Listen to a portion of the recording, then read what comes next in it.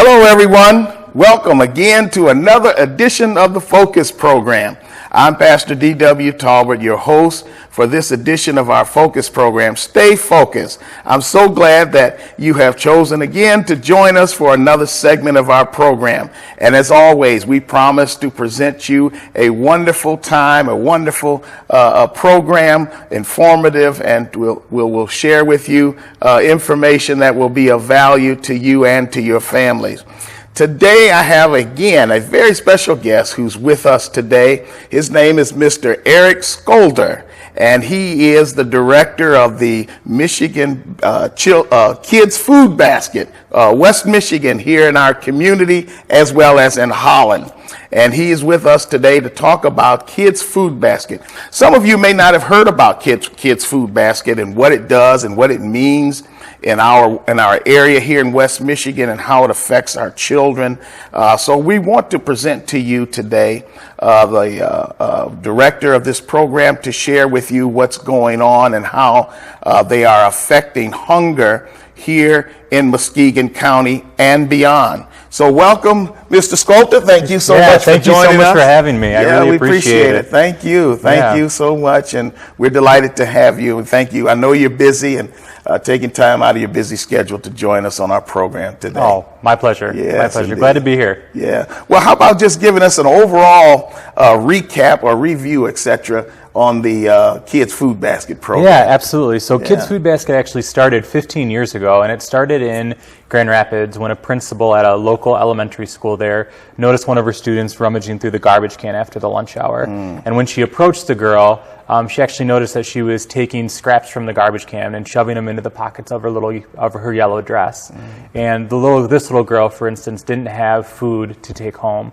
Many of the students that we serve here in West Michigan do qualify for the free and reduced cost lunch provided through the school system, but for this little girl and what we found for so many other kids like her, dinner was scarce or non-existent on the home front. So that principal reached out to her friend, Mary Kay Hood, who's our founder, and simply asked if there was a program to meet this need. You know, she can't teach and really fulfill her educational responsibilities with this kid if their mind is thinking about dinner elsewhere. Right. And Mary Kay didn't know of a resource at the time, but they knew what they could do in that moment, and they started providing 125 kids with a juice box and a sandwich. And if you fast forward to today, the Grand Rapids location is serving right around 6,000 sack suppers, is what we call them, every day, Monday through Friday. And we were doing great work. You know, we were having tremendous impact with the students, just from test scores increasing, truancy decreasing, just behavioral changes in and out of the classrooms with some of these young people, that the board of the directors realized that we had such an efficient model that we were doing, but childhood hunger does not stop at Kent County. So they launched the first satellite program here in Muskegon. And we just celebrated our 5-year anniversary here in Muskegon County. And we're in 3 elementary schools currently, and we're serving right around 750 sack suppers every single day. Right here in Muskegon County. Between 3 schools. 750 sack suppers every single day. That's wonderful. And the sack supper has really evolved from what it was 15 years ago. Now every sack supper will come equipped with a protein, whether that's a meat and cheese roll-up or a peanut butter sandwich. It's going to have a fresh serving of fruit, a fresh serving of vegetable, and it's going to have a healthy snack, which could be string cheese or pretzels, trail mix, whatever we have on hand to really provide a ready-to-eat, critical, nutritious meal for so many kids right here in our community. Right, wonderful. Now this is done through the school system. During the school year? Yeah, during the school year, we'll deliver the sack suppers directly to the service schools, and then the teachers and social workers at the school will actually distribute them to the students who are in need of this resource. We do serve all year round as well, though. So even though when school lets out during the summer, we try to identify different Parks and Recs programs or partner with other nonprofits in the community and really try to follow the kids that we serve during the school year, or will there be in the summer months, to maintain a consistency of program. So many kids come to rely on this resource during the school year that we don't want the couple of months in the summer for them to just be without any support. So we really do try to follow those kids around during the summer months. That's wonderful. That's wonderful. Even during the summer, that's great. You know, many people don't realize that even here in Muskegon County, there's a child hunger problem. and many people are just simply not aware of it. And we're hoping that our program today at least makes people aware that there's an issue going on, and there's someone trying to do something about it. Yeah, absolutely. So, in West Michigan, it's about 1 in 5 kids are affected by hunger every single day across West Michigan. In Muskegon County, that equates to just over 8,000 children are considered food insecure. Okay. And what food insecurity simply means is you just don't know when or where your next meal is going to come. You just lack the resources to consistently provide a high quality and quantity of food to really round out the caloric intake that's needed for these young children to really thrive in the development of their brains and bodies. We're in 3 schools right now. We have 11 schools on our immediate waiting list right here in Muskegon. How many again? 11 schools. 11 on the waiting list. Yep, Wow. 11 on the waiting list. Wow. And that's where at least 70% or more of the student population qualifies for the free and reduced lunch program. So we have a responsibility to grow and to serve more kids. That's our goal until every child that's in need of a sack supper is able to receive one. That's wonderful. That's wonderful. I noticed too, and I'm going to talk a little bit about the operation in just a moment, but I noticed too that the food that you're putting into these sack suppers are nutritional foods. They're healthy. They're not just some candy bars and some M&Ms. Those kind of things, kids like to eat. You turn them loose in the store, and I want M&Ms. Right. But these are healthy meals, and we cannot overemphasize that we're trying to also build, or you're trying to build, good healthy eating habits, for the long term, as well as I think it was called brain food, because children are struggling in schools because a lot of times they're going to school hungry. Exactly. I know that's a problem, right? Yeah, exactly. We hear time and again from either schools before we started the Sack Supper program or schools currently on our waiting list that they see the effects of children not having food on the home front. They come to school in the morning and they're hungry and they're lethargic and they complain of the stomach pains because they're not getting enough food outside of the school system. Yeah. And if teachers can't teach and kids can't learn when kids are hungry. Right. I mean, that's just kind of boilerplate. I have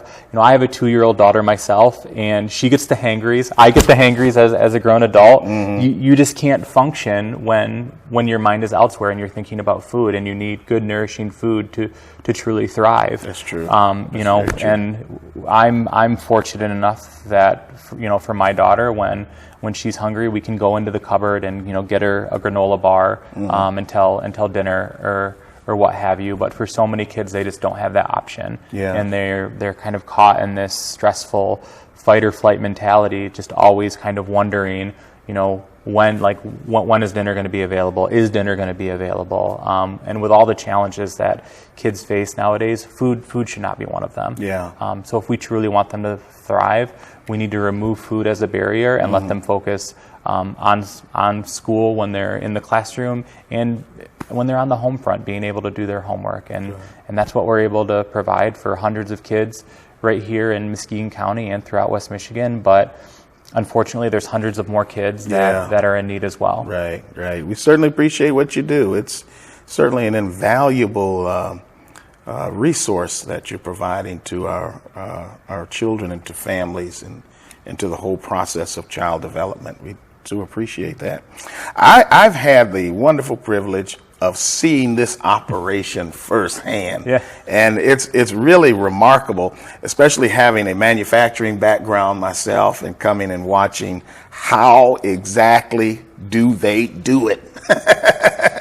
They used to have a program on TV. How'd they do that? And they show you how they make things and how they make things happen. So I went behind the scenes and I really enjoyed that, and saw how exactly you put this together, how this operation works every day. You do 700 plus meals every day.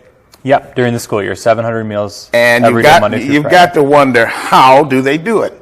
And tell us a little bit about the operation itself. And I'll talk to you about it when you get through. Yeah, absolutely. So the community far and away is our greatest asset. Kids Food Basket would not be able to have the impact that we do every single day in the community and in the lives of the children we serve without the community at large. We're 100% charitably funded, so every dollar that's donated to the Muskegon program stays with this community to support the children that we serve.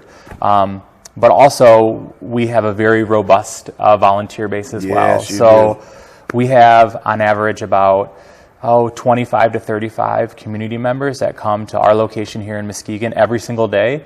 And all the volunteer shifts are only an hour. Okay. So we'll have a team of 15 to 20 come in the morning, and they're charged with all the prep work. So they're going to prep all the sandwiches, repackage fresh fruits and vegetables, and our goal is to get it done in an hour. We don't want volunteering to become a chore. We try to make it fun, get you in and out in an hour, so you can walk away knowing that 750 kids are going to be directly impacted because of the hour that you were able to give to Kids Food Basket. And then we'll have another team come in from 1 to 2.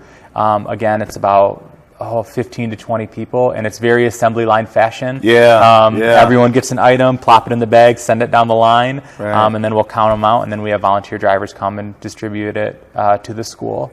So on average, I think in the Muskegon program, we have between right around 250 volunteers every week. That's giving that come through the that comes to our location at Central United Methodist Church to give of their time to repack fresh fruits and vegetables, to prep sandwiches, make bologna sandwiches, to pack pretzels down, to pack the sack suppers. So it's truly a community effort. Yeah, it's awesome. It's awesome. Like I said, I've seen it, and when he says an assembly line, they have a real assembly line and racks, that and things, and it's really a remarkable thing the way you got it set up there, and all those volunteers come in and they just bam and just get those meals out there and get the thing rolling. It's like a little manufacturing operation. I was impressed. I was really impressed with what I saw. And, when you think about it, to prepare 700 meals a day, it takes a little engineering to get that job done. And you've certainly have done a great job at it. And all of the volunteers that you have, wow. And it's just awesome. And it's phenomenal. You guys do a great job. Thank you. Thank you so much. Great job. Yeah, we couldn't do it without the community at large. Right. We've just had some really great community partners just come alongside us and teach us kind of the ways of manufacturing to how to be as efficient as possible. Like ADAC Automotive, Herman Miller. They've really come and just kind of given their expertise about how to set up, some of our packing lines so we can be as efficient as possible. And then our volunteers are truly amazing. We have some volunteers that come regularly every week. Some come a little bit more sporadically, which both are great. We need both, and it's just really cool to see so many people from so many different backgrounds come together for one common goal and one common mission. Right. So. Is your volunteer staff pretty level? Are you always looking for more volunteers? We're always looking for additional volunteers to help out. There's always something that can be done at Kids Food Basket. So absolutely, and we try to make getting plugged into volunteer as seamless as possible. So anyone that's looking to get involved, they can sign up to volunteer right from our website alone, right off our website. You don't have to contact the office. You don't have to kind of call me or our program coordinator to get set up. You can go right on our website and create a volunteer account, and it's going to pull up a calendar of all of the different volunteer shifts we have throughout the week, and you can kind of pick and choose with what works with your schedule or how frequently you want to come and sign up. It'll send you a confirmation email, and then you just kind of show up at the church where our operation is housed at the day and time in which you choose. We put you to work for an hour, and then we get you on your way at the end of the hour. Okay. So. Well, good. Lets you know that, there's a schedule, it's timeliness, you're not going to be there all day, and they're not going to, you're just going to work 1 hour and you're on your way. That website is, and we'll put this on our screen for our viewers to see, but www.kidsfoodbasket.org, O-R-G.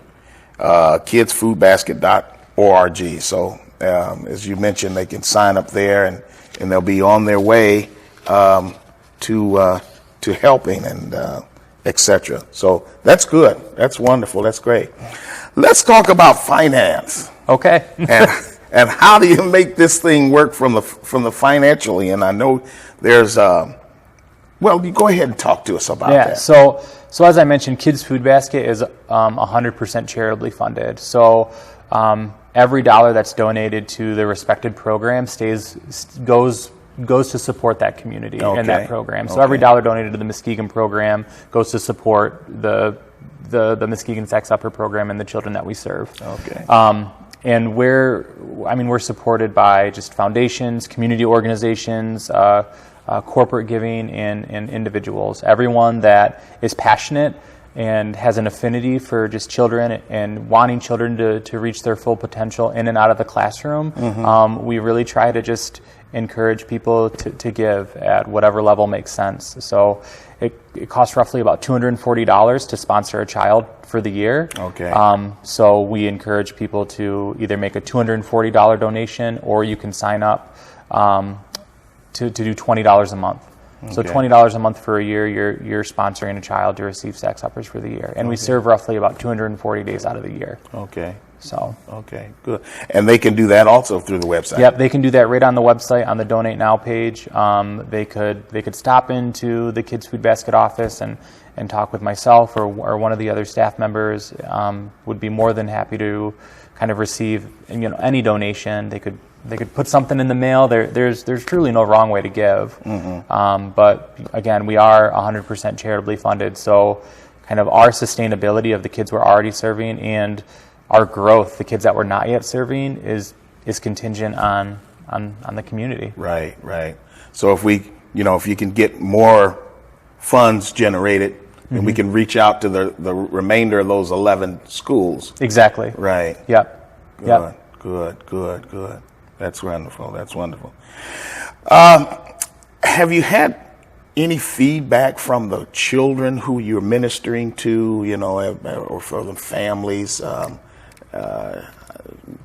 to share with you about how effective this ministry has been to try to help a family or child? Any positive comments or results? Yeah, absolutely. So a couple of different things. We try to engage the children and the families with our program as much as possible. We don't want it to be necessarily a handout, but we want to bring them in and have them be a part of it. So whether that's getting them involved with volunteering, even though these children and family might not be in a position to make a financial contribution, their gift of time is equally as important, to help be a part of our programming. The other thing we do is we'll go into the classrooms of the children that we serve, and we'll do a taste testing. So we'll provide different fresh fruits and vegetables for them to sample and give us feedback about what they like, don't like, what they like to see in the Sex Upper. That's neat. It really gives them ownership, it gives them a say in what they get, which is really it's really empowering for the kids. It's not, you just get what you get, and there's no feedback. We don't want to hear from you, but it's a way to engage the kids and to provide some just educational opportunities to talk to them about why it's important to know what you're putting into your bodies and why it's important to eat your veggies and your fruit and things like that. So we've gleaned some great feedback from the kids just about the importance of the Sex Upper and what it means to them, and what they like, and even, in some cases what they dislike with the Sex Upper.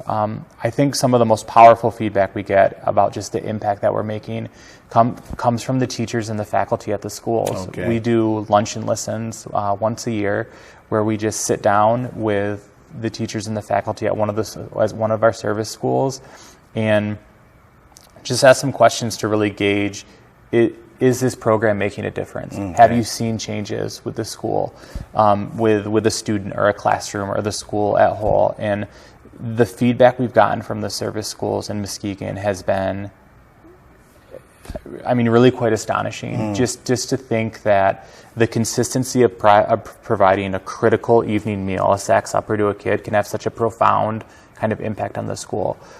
One of our service schools, Nelson Elementary, the dean of students reached out to us through this lunch and listen, and he said that since receiving the sack supper, Nelson School has seen an 86% reduction in end-of-the-day write-ups and referrals. Okay. So in the last 2 hours of the day, students' behaviors were deteriorating before the sack supper program was implemented. Okay. Once they started getting the consistency and that sense of security that the sack supper provided that they could take home, their behaviors changed in that last 2 hour block of the day. And it resulted in an 86% reduction in teachers having to write up or refer students to the office. Wow. One of our other service schools contacted us again shortly after the sack supper program was implemented, and he witnessed a 21% increase in MEP scores from one MEP testing time period to the next, with the sack supper program being the only variable that was different in that school,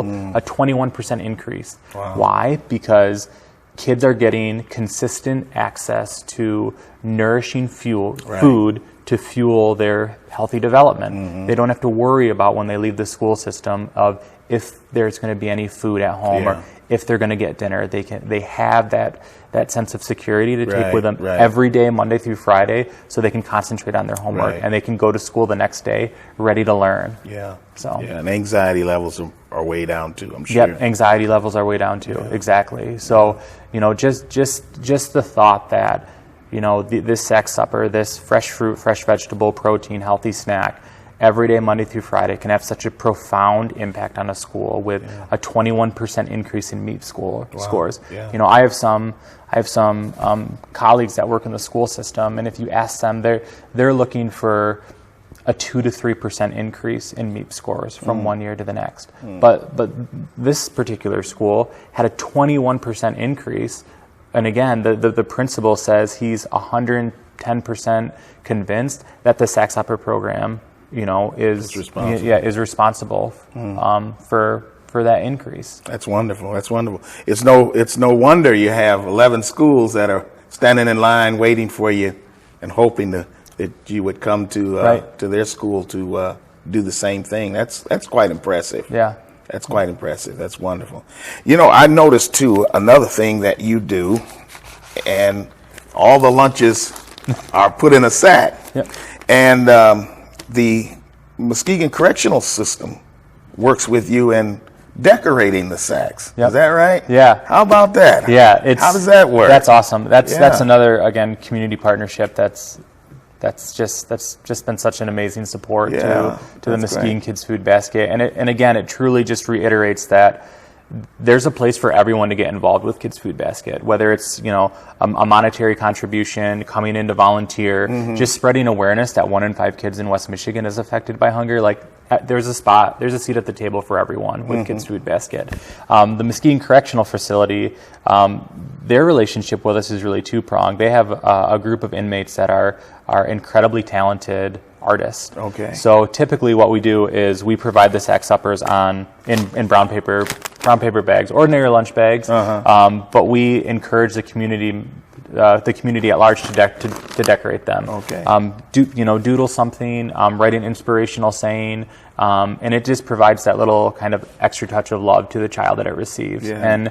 And it seems so small, but it's the first bit of feedback we get from the schools. Is the kids are just elated to see if the bag's decorated. Yeah. And we've heard some really just awesome stories about social workers doing home visits and going into a child's bedroom and seeing that decorated bags have been tacked up on the wall. Like it meant so much to the kid because from their perspective, it was made for them. It was made for me. And the Muskegon Correctional Facility, the group of inmates, they decorate hundreds of bags every single week and donate them. Okay. And their horticulture program, the gentlemen that are learning kind of the horticultural trade and farming and learning that skill set, they're able to donate fresh produce in the summer months to the program that will, again, prep and then repack for fresh fruits, vegetables for the sack supper program. Wonderful. Yeah. That's great. Yeah, when I heard that, I thought that was really, really outstanding, with the inmates helping in that regard. And I hear they have some pretty talented. Oh, they're amazing men and artists. women over there. Amazing artists over there. Yeah. And I've seen some of those drawings too. When I visited over at the church, and they were quite impressive. Yeah. Yeah, I could see how a child could get latched on to that. Yeah, definitely. And it's such a great way for anyone in the community to do. You certainly don't have to be artistically inclined to decorate a bag or to write a little inspirational saying on it.